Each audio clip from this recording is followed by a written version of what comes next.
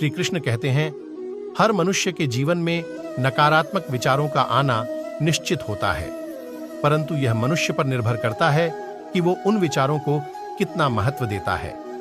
श्री कृष्ण कहते हैं, इंसान के जीवन में आने वाला बुरा समय उस आईने की तरह होता है।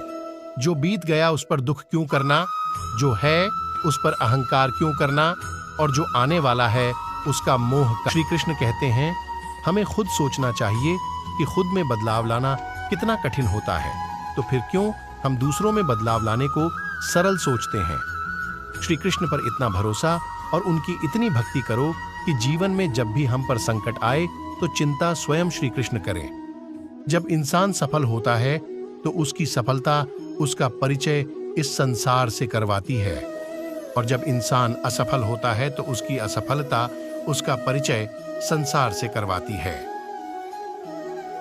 जीवन में बिना किसी कर्म को किए किसी फल की आशा करना इंसान की सबसे बड़ी भूल होती है।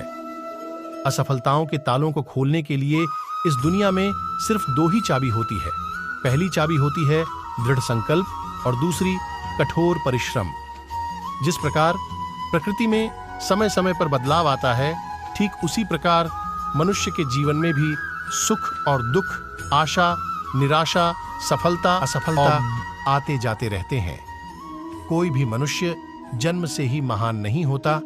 महान बनने के लिए मनुष्य को महान कर्म भी करने पड़ते हैं। ईश्वर ने हमें जो कुछ भी दिया है वही हमारे लिए पर्याप्त है, और यही एक अटल सत्य भी है। इस भौतिक संसार का सिर्फ एक ही अटल नियम है कि जो भी वस्तु जन्म लेती है सिर्फ कुछ समय तक ही रहती है, उसके पश्चात उसका अंत होना निश्चित है। फिर चाहे वह मनुष्य का शरीर हो या फल इंसान को।